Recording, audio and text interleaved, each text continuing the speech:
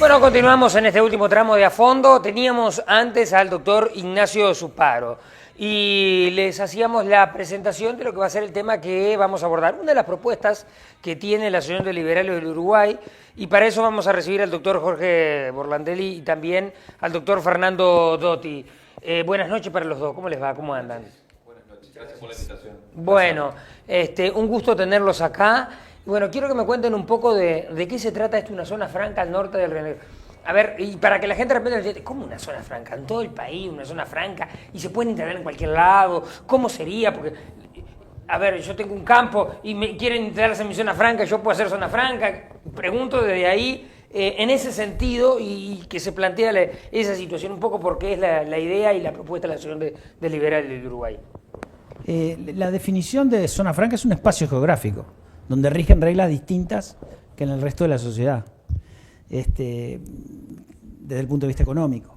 Así que una persona que viva al norte del Río Negro, tenga un campo, estaría dentro de la zona franca.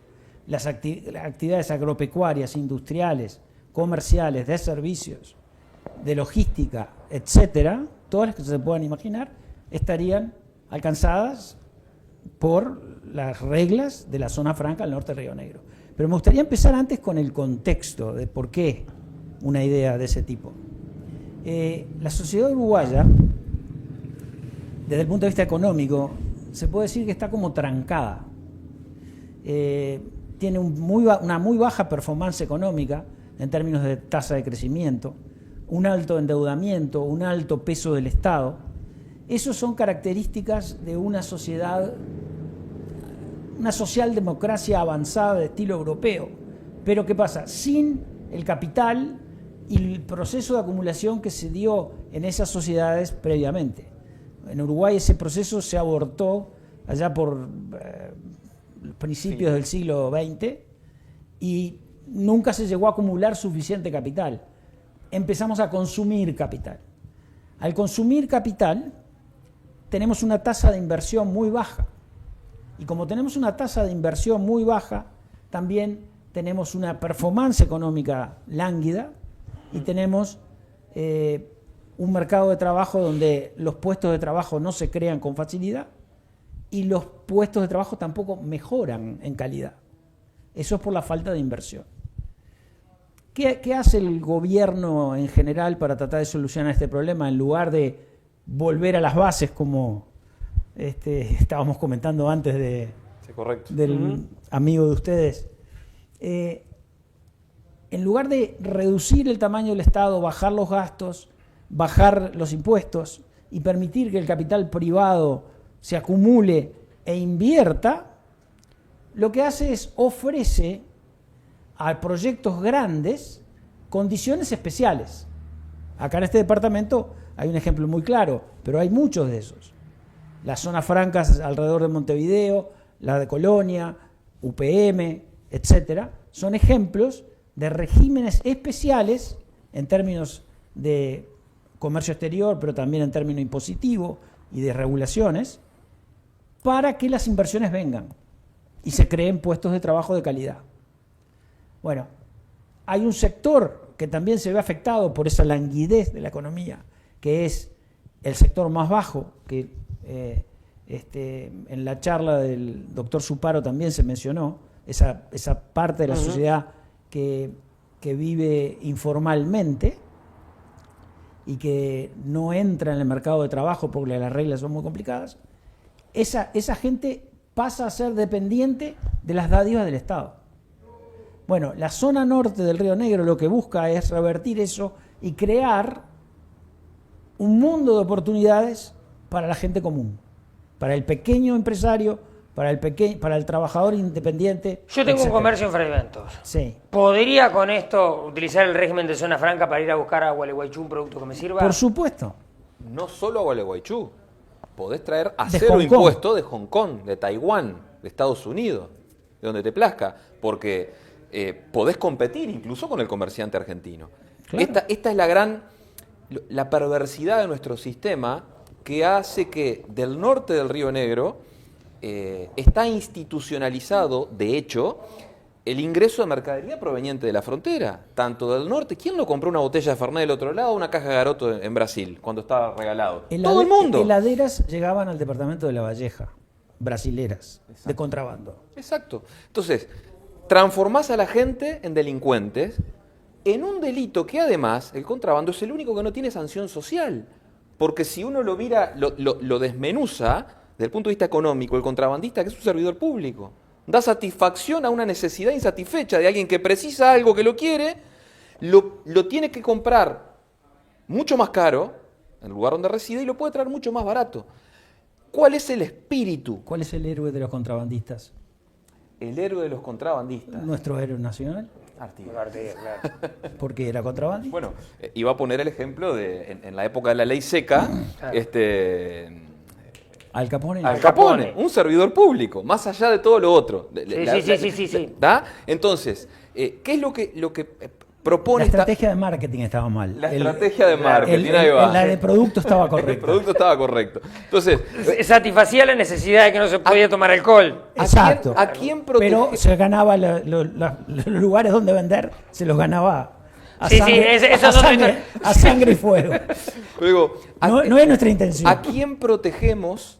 ¿A quién protegemos? Esta es la pregunta que nos tenemos que hacer. ¿A quién protegemos cuando establecemos protecciones arancelarias?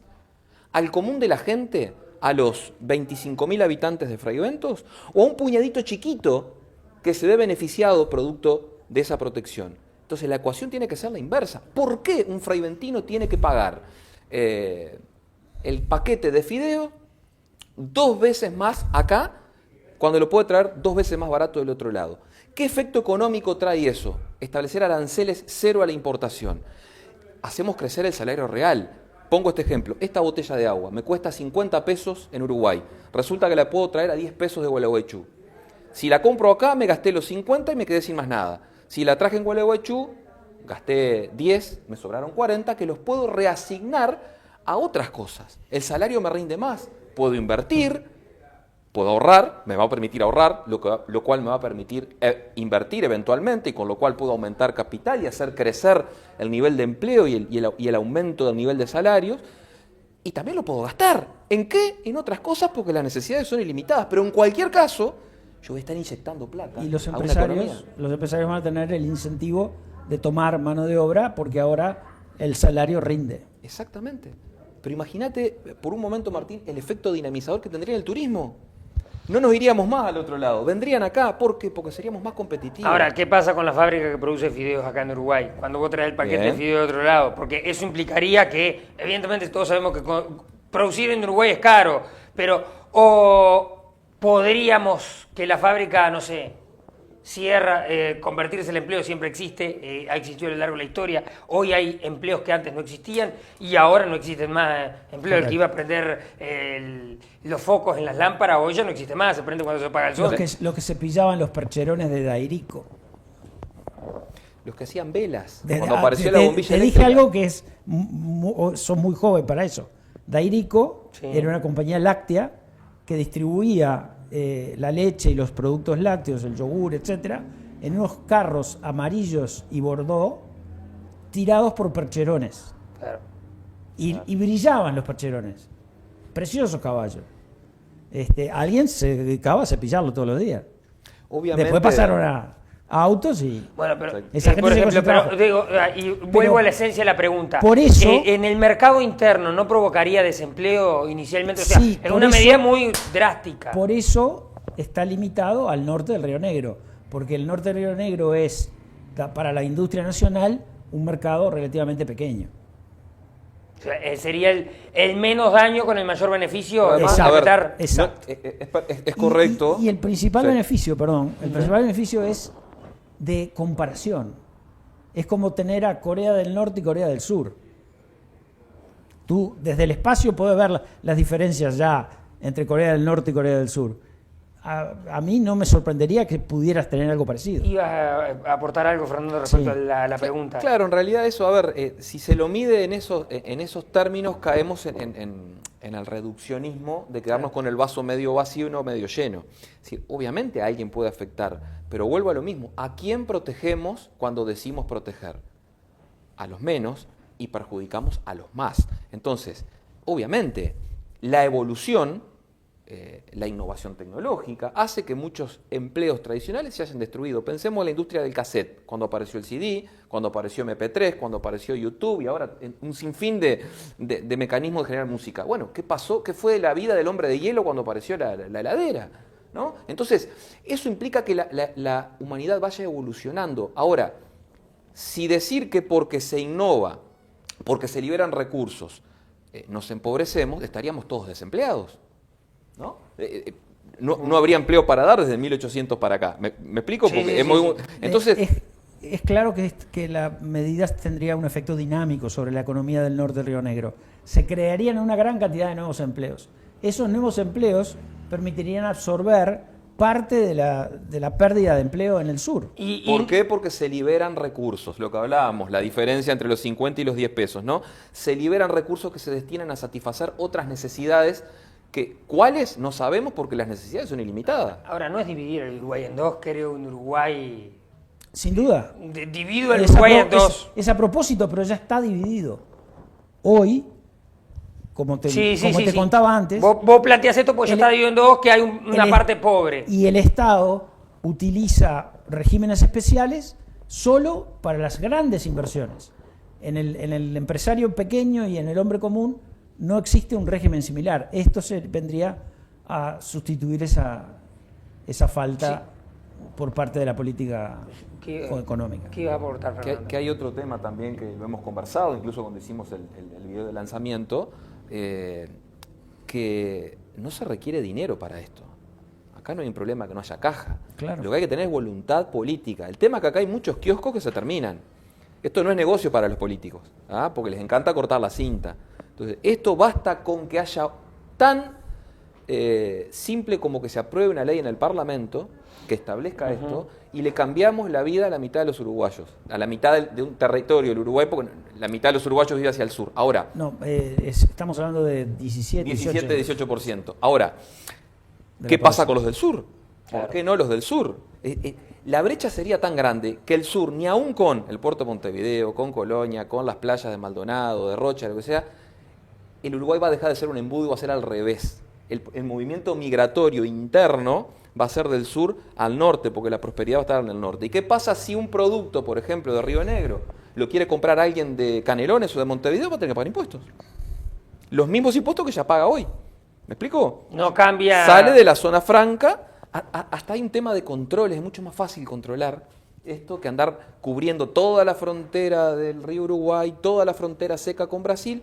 Aparte de haber una especie hasta de autocontrol, si se quiere, en el sentido de que cada empresa que venga y entra lo podría hacer automáticamente el tema del control de salir y entrar a la zona franca, ¿no?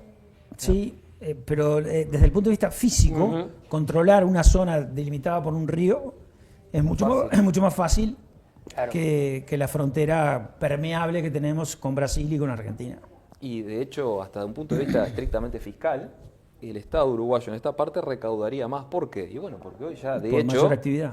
Hay mayor actividad y además se compran las cosas de afuera, de otro lado, que ya están instaladas, son parte del diario vivir, de la idiosincrasia de los pueblos de la frontera. El comerciante iría a Gualeguaychú y vendería sin la molestia de que tenga que viajar él como consumidor uruguayo que vive al norte. Si yo esto se lo planteo a Odone hoy, me dice que no. Si yo se lo planteaba a Arbeleche hace 6 meses atrás, me decía que no. Y me es probable. Por eso lo estamos haciendo desde la Asociación de Liberales, para que la idea vaya tomando... las ideas tienen un proceso, se llama técnicamente la ventana de Overton, que fue el investigador social que habló de este fenómeno. Empiezan siendo rechazadas por locura, es imposible, lo empiezan a pensar, quizá empiezan a ver los defectos, y va progresando hasta que es concebible y después llega a la categoría de posible política pública. Nosotros lo que hacemos es estamos replanteando esta idea, que ya fue planteada en su momento, hace más de 40 años, para que trate de pasar por ese ¿Están en la etapa proceso. de que se sienten rechazados con la idea? Sí. Sí. Están en la primera Probable. etapa. Estamos en la primera etapa, claro, y nos van a Y nos la van a pregunta que decir le, decía, locos. le decían, que le hacía su padre, ¿ustedes se sienten atacados muchas veces por integrar la asociación de liberales? Cuando planteas la idea te dicen, vos sos un facho. Yo personalmente soy un rinoceronte, así que A mí me han dicho Llevo 50 años. neoliberal, que no sé bien qué quiere decir eso, ¿no? Porque claramente, pero bueno, facho, nazi, misógino, machista, son cocardas, ¿no? Que uno tiene. Claro. En definitiva es eso, pero me quiero quedar con la idea porque es de vital importancia comprender, que la sociedad civil comprenda que los verdaderos cambios nunca van a venir desde la política. ¿Por qué? Porque Claro. los políticos son cazadores de votos, son apenas termómetros sociales, van a hacer y decir y hacer en ese orden, lo que la gente, el humor social, en un contexto histórico determinado, pida, demande, reclame. Entonces es muy difícil esperar que tipos que elegimos cada 5 años puedan hacer grandes reformas estructurales, porque además, entre otras cosas, este esquema de país, esto lo hemos hablado mucho con Jorge, estamos viviendo en un peligroso equilibrio de Nash, aplicándole la teoría de los juegos, donde la corporación política, los empresarios prebendarios y la corporación sindical forman un triángulo vicioso en el cual, dentro de él, estamos presos todos los esclavos tributarios que somos los uruguayos, y que además nadie mueve las fichas porque el statu quo es su negocio. por miedo a perder. Por miedo a perder. Entonces, es vital esto, la idea, nosotros vamos a volver a instalar esta discusión específicamente para Fray Ventos en su momento, con Jorge, la idea es comentar esto en todo el norte del país, en detalle, para que la gente pueda tomar conciencia y sea la gente la que reclame cosas distintas. Nada podemos esperar si no es a partir de los reclamos que haga la gente. Esa introducción que yo te decía sobre el estado de languidez de la economía, Sí. es ese equilibrio de Nash que él dice, los distintos actores saben su estrategia, tendrían una estrategia para mejorar, pero no se animan a llevarla adelante porque si el otro grupo le juega en contra, pierden. Entonces nadie se mueve. Y hay un sector que pierde de a poquito y se va agrandando y cada vez está peor, que es ese sector al que nosotros apuntamos. No quiero entrar directamente en la cuestión política, pero en la Argentina, ¿qué pasó? ¿Por qué aparece el fenómeno Milei? ¿Es porque ese equilibrio se rompió? ¿Fue demasiado? ¿O qué fue lo que pasó en Argentina que de repente hoy Milei, con ideas libertarias, llega y gana y la población lo apoya? Sí. Bueno, yo creo que el éxito de Milei no estuvo en haber ganado las elecciones, ya era anterior. Él dio una batalla cultural primero. Él logró instalar temas en la discusión pública, corrió el eje del debate de la discusión pública, logró instalar temas que hace 20 años eran mala palabra, eran impensados establecer en Argentina. Los convirtió imposibles. Exactamente. Obviamente, para que haya un Milei era necesario que hubieran los Venegas Lynch, los José Luis Espert, todos aquellos que han hecho un trabajo teórico, académico, cultural, que sirvió de base. Lo mismo pasó con Inglaterra, en Inglaterra con el Institute of Economic Affairs, que se creó en la década del 50 y que sirvió de supuesto teórico para las reformas pro mercado que hizo Margaret Thatcher en los 80. En fin, ahora, a nosotros nos dicen, sí, ustedes son muy teóricos, todo muy lindo, pero ¿saben qué? Son plateístas ustedes, los liberales, ¿no? Tienen que venir acá al barrio y ver lo que es gobernar. No, lo que pasa es que los gobernantes se complican solos, porque para cada problema para cada solución tienen un problema, ¿no? Pero además es vital comprender que hay que trabajar las ideas, porque este micrófono que está acá fue concebido por una teoría, por una idea antes. Alguien tuvo la idea que después se materializó. Los free riders, los garroneros, los políticos, son los que vienen después a tomar las ideas que ya están instaladas para sacarle jugo. Ahora, parece un discurso antipolítica. Es o anti-statu quo. Antipolítica en el sentido de que el problema que yo Porque, claro, yo te escuchaba hoy vuelvo- como que atacabas a la política. Acá vuelvo es decir, al- atacás a esta política, a esta forma de ser política. Vuelvo al diagnóstico Sí. que da lugar a la propuesta. Una economía lánguida. ¿Lánguida por qué? Porque el sistema consume capital. ¿Por qué? Por el tamaño del Estado. La mochila que lleva cada uruguayo en la espalda para llevar al resto de los ciudadanos que viven del Estado es muy grande, muy pesada. Entonces, en ese sentido, este discurso es antipolítica. Habría que reducir esa mochila. Ahora, liberales hay desde los que quieren bajar 5 puntos del PBI, el gasto público, hasta los que quieren que el Estado desaparezca. Es como un tren que sale de Estación Central y va a Rivera. En Florida se bajan algunos, en Tacuarembó se bajan otros. Y otros llegan a Rivera. Y a Rivera llega algún loco como yo y más nadie. ¿Ah? Entonces, que digo es, pongámonos a trabajar en por lo menos llegar a Florida, bajar unos puntos del PBI y bajar impuestos. Ya una pregunta muy filosófica. ¿Anarquía? Casi Yo soy anarcocapitalista. O sea, yo creo que todo lo que hace el Estado, en el pasado lo hizo el sector privado y lo puede hacer hoy de vuelta, en régimen de competencia, cooperación voluntaria, sin necesidad de monopolio. Todo.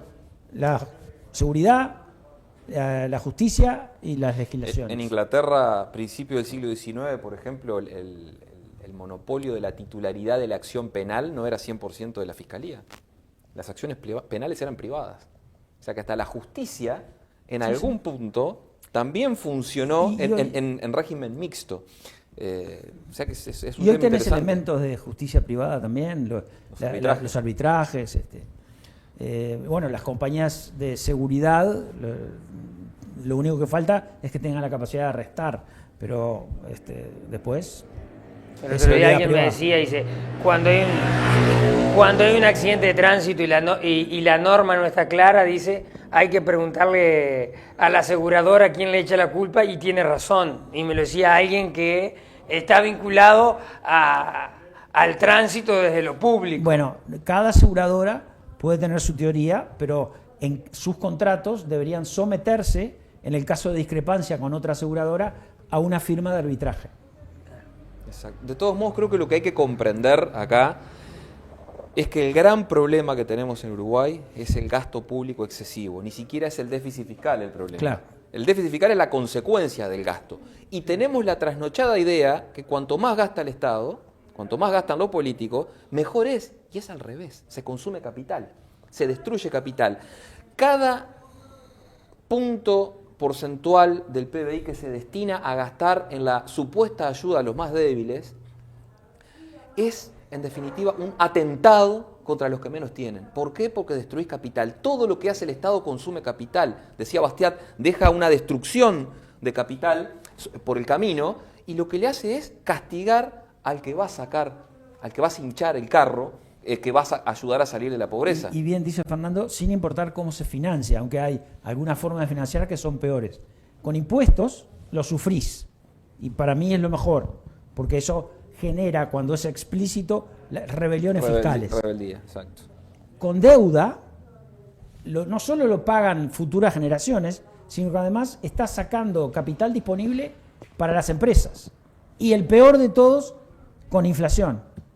Porque la inflación lo que hace es castigar a los más necesitados. Doctor Fernando Dotti, doctor Jorge Borlandelli, gracias por estos minutos acá en esta noche. Y bueno, seguramente habrá otras instancias de encuentro. Al doctor Fernando Dotti además lo tenemos acá en la ciudad, así que seguramente seguiremos avanzando en estos temas. Ahora ya que ha pasado lo político partidario y electoral, que entra en otra historia y demás, así que seguramente habrá también otros momentos de encuentro. Nosotros nos vamos, estamos llegando al final. Decirles que el programa se repite mañana martes 11 de la mañana en la pantalla de Canal 11. Recuerde que estamos en Mercedes, también en la señal de CB10, y por supuesto que el día miércoles, después del informativo de Nuevo Berlín, 13:30, 13:40 aproximadamente, estaremos justamente con esta repetición de A Fondo. Será hasta el lunes que viene. Que pasen bien.